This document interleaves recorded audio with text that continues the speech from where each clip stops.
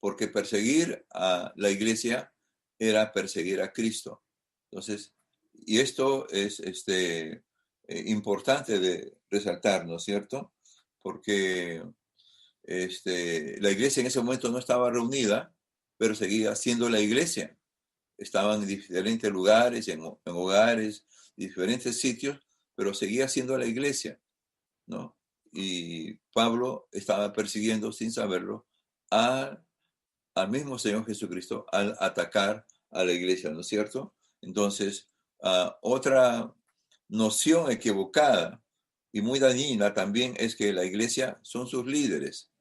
La iglesia son sus líderes. La iglesia son los pastores, son los líderes. Este concepto es mucho más grave todavía porque yo estoy seguro de que si yo les preguntara a ustedes, eh, ¿es la iglesia solamente los pastores y los líderes? ¿Es la iglesia solamente los pastores y los líderes? Muchos de ustedes me responderían que no, ¿no es cierto? Me dirían, no, la iglesia somos todos nosotros. La iglesia es todo creyente, ¿no es cierto? Pero en la práctica parece que entendemos otra cosa.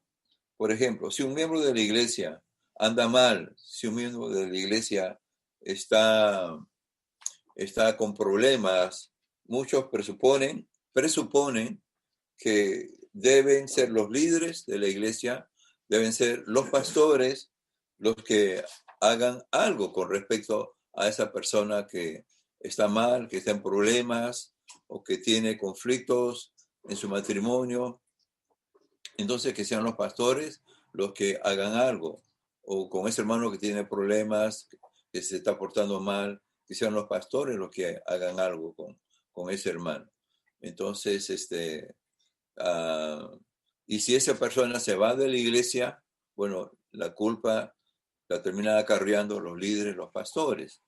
Y la mayoría de los creyentes no se siente responsable, no se siente responsable, ¿no? Pero esto es lo que enseña el Nuevo Testamento. El Nuevo Testamento nos enseña que todos nosotros somos parte de la iglesia, los pastores y los líderes tienen una función importante en la iglesia, pero ellos solos no son la iglesia. Usted lo sabe, ¿no es cierto? Que los pastores y los líderes no son solamente ellos la iglesia. Tú también eres parte de la iglesia. Todos somos parte de la iglesia, ¿no es cierto? Y por tanto, somos responsables. Vamos a leer en Romanos capítulo 15. Vamos a leer Romanos capítulo 15 en nuestras Biblias. Voy a leer Romanos capítulo 15. Vamos a ver.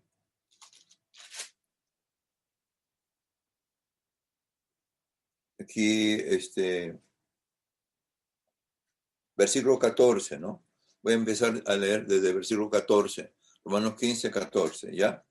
Estoy seguro de vosotros, hermanos, de que vosotros mismos estáis llenos de bondad, ¿no? Llenos de bondad y rebosantes de todo conocimiento. Está hablando a la iglesia, ¿no es cierto? Está hablando a la iglesia. De tal manera que podéis aconsejaros unos a otros. ¿A quiénes pueden aconsejar unos a otros? ¿Está hablando a los pastores o está hablando a la iglesia? A la iglesia, ¿no es cierto? Está hablando a la iglesia. Versículo 15, pero os he escrito, hermanos, en parte con atrevimiento como para haceros recordar por la gracia que de Dios me es dada para ser ministro de Jesucristo a los gentiles, ministrando el evangelio para que los gentiles les sean como ofrenda agradable, santificada por el Espíritu Santo. Tengo pues de qué gloriarme en Cristo Jesús en lo que a Dios se refiere, porque no os haría hablar sino lo que Cristo ha hecho por medio de mí, para conducir a los gentiles a la obediencia, ¿no? Hasta ahí nomás voy a leer. Pero lo interesante acá, hermanos, es que Pablo le está hablando a la iglesia y dice, estoy seguro de vosotros, hermanos míos, de que vosotros mismos estáis llenos de bondad y rebosantes de todo conocimiento, de tal manera que podéis aconsejaros unos a otros. Está hablando a la iglesia, los hermanos, nosotros, todos ustedes tienen esa potestad, esa responsabilidad de aconsejarnos unos a otros. Y esta palabra aconsejarnos o amonestarnos no tiene que ver con decirle samba y canuta a un hermano, pues no, sino de alentarlo, de animarlo, de corregirlo en su manera de pensar, que puede estar equivocada. Pero es responsabilidad de todos, ¿no es cierto? Miren, la iglesia sería mucho más fuerte, mucho más grande. Muchos hermanos no se nos hubieran desaparecido en esta pandemia si todos nosotros hubiéramos tenido esta mentalidad de que yo soy responsable de cómo está mi hermano, de cómo está mi hermana. Debo llamarlo, debo buscarlo. No veo a fulano, no veo a sutano. No sabemos si ya el Señor se lo llevó o está todavía aquí en la tierra con nosotros, ¿no es cierto? Entonces, este concepto yo quisiera remarcar, aunque parece repetitivo, perdóneme hermano, pero necesito remarcarlo porque es importante que entendamos y lo asimilemos, lo hagamos parte de nuestra vida. Vamos a leer Romanos 16, 17. Vamos a leer otro pasaje. Romanos capítulo 16, versículo 17. Dice, pero os ruego, hermanos, que os fijéis en los que causan divisiones. ¿A quiénes está hablando, hermanos? ¿A quiénes está hablando? ¿A los pastores? No, ¿no es cierto? Está hablando a los hermanos. Romanos capítulo 16, versículo 17. Romanos 16, 17. Dice, pero os ruego hermanos, no dice os ruego pastores. Está diciendo a los hermanos. Os ruego hermanos que os fijéis en los que causan divisiones y ponen tropiezos en contra de la doctrina que vosotros habéis aprendido, apartados de ellos. ¿Quiénes son los que deberían intervenir y corregir a aquellos hermanos que están causando divisiones y poniendo tropiezos?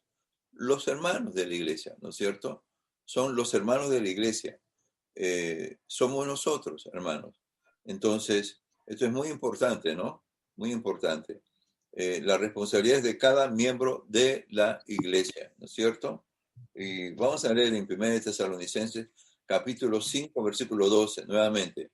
Vamos a leer otro pasaje de la Biblia. 1 Tesalonicenses, capítulo 5, versículo 12, porque comunica la misma idea, ¿no? Que yo quiero resaltar. Yo sé que muchos de ustedes lo saben, hermanos. Ustedes saben esto, no es nuevo, pero sin embargo, no es debidamente practicado porque hemos traído de la Iglesia Católica la idea de que el pastor, los líderes son los que llamados a ver por la vida de un hermano, por la vida del otro, de interceder, de aconsejar, de ministrar, de corregir a los demás hermanos. Pero yo no me meto porque yo no tengo. ¿Quién soy yo? Yo no tengo autoridad, nadie me ha nombrado, yo soy un hermano de la iglesia común y corriente, no es mi tarea, no es mi responsabilidad. Y podemos ver que alguien se está ahogando en el sentido espiritual, se está ahogando, se está hundiendo, y lo vemos morirse y no hacemos nada, y esperamos que el pastor, los líderes, hagan algo por él. Y puede ser que el pastor ni esté enterado de lo que le está pasando a ese hermano, ¿no es cierto? Entonces, yo que quiero llamar es su atención a lo que la palabra de Dios dice. El énfasis está en la palabra de Dios. 1 Tesalonicenses capítulo 5, versículo 12, voy a leer en este momento, ¿no? Os ruego, hermanos, que reconozcáis a los que trabajan entre vosotros y os presiden en el Señor y os amonestan. Tenerlos en mucha estima y amor por causa de su obra, tened paz entre vosotros. Versículo 14 ahora. 1 Tesalonicenses capítulo 4, versículo 14. También os rogamos, hermanos, que amonestéis a los ociosos, que alentéis a los de poco ánimo, que sostengáis a los débiles, que seáis pacientes para con todos. Nuevamente les pregunto, hermanos, ¿a quiénes les está hablando el apóstol Pablo? ¿A los pastores? a los pastores, no, ¿no es cierto? Está hablando a los creyentes, a los hermanos de la iglesia, ¿no es cierto? También os rogamos hermanos, no dicen pastores, sino hermanos, ¿no es cierto? Que amonestéis a quienes, a los ociosos, ¿no es cierto? Y a quienes más, que alentéis a los de poco ánimo. Hay gente en la iglesia que no quiere hacer nada, que no quiere involucrarse, que no quiere comprometerse. Hay gente en la iglesia que es de poco, que se para desalentando, desanimando, que se para deprimiendo, pues, ¿no es cierto? Anda siempre con poco ánimo, no tienen ánimo para servir a Dios, ¿no es cierto? Y hay hermanos débiles en la fe. Lo interesante aquí es que Pablo se dirige a los creyentes de la iglesia de Tesalónica, ¿no es cierto? Les dice, hermanos, ustedes alienten a los de poco ánimo, sostengan a los débiles, sean pacientes para con todos. Es una tarea que él está encargando a los creyentes. Pero hoy en día hemos invertido todo y hemos caído en una especie de clericalismo. Es decir, este es un trabajo de los pastores, el clero, como en la Iglesia Católica, ¿no? ¿Quiénes son el clero? Los, los, los sacerdotes, los obispos. Entonces, no. La Iglesia Cristiana Evangélica, cada creyente es un siervo de Dios, cada creyente es un ministro del Señor, ministra del Señor, y cada creyente debe sentirse con la responsabilidad de cuidar por otros hermanos en la fe, ¿no es cierto? Imagínense si hay ese cuidado mutuo, la iglesia sería fuerte, toda iglesia sería fuerte, porque no depende de una sola persona, un solo individuo, una sola persona, o mujer, hombre, ¿no es cierto? Depende de todos, el cuidado es de todos los hermanos, ¿no es cierto? Entonces, es algo que probablemente muchos han hecho de manera muy limitada, ¿no? A uno, dos, tal vez a los más cercanos, a un amigo, una amiga, los más cercanos, pero no, la tarea es mucho más amplia, hermano querido. Yo quisiera que tú asumas un rol mucho mayor, de mayor responsabilidad, de cuidar por otros hermanos en la fe. No seas, no veas solamente tu problema, tu necesidad, tus, eh, diríamos, lo que a ti te ocurre, ¿no? Sino que tú veas por otros. Imagínese qué maravilloso sería si todos cuidamos de todos, ¿no es cierto? Entonces, hay personas con las que tú vas a tener mayor cercanía sin duda y asume este rol, ¿no? Eh, dice ahí la palabra que he leído, ¿no es cierto? Vamos a seguir leyendo, ¿no? Versículo 15. Primera de Tesalonicenses capítulo 5, versículo 15. Primera de Tesalonicenses capítulo 5, versículo 15. Ahí estaba leyendo mal, estaba dándoles mal la cita, ¿no? Primera de Tesalonicenses capítulo 5, versículo 15 dice, mirad que ninguno pague a otro mal por mal, antes seguid siempre lo bueno, unos para con otros y para con todos. Estad siempre gozosos, orad sin cesar, da gracias en todo, porque esta es la voluntad de Dios para con vosotros en Cristo Jesús, ¿no? Entonces, es una tarea que el Señor se la da a toda la iglesia, a toda la iglesia. Entonces, repito, ¿de quién es la responsabilidad de hacer todo esto? ¿De quién es la responsabilidad? Yo sé que ahora no me pueden responder porque está su micro apagado, pero la respuesta supongo que es de toda la iglesia, pues, ¿no es cierto?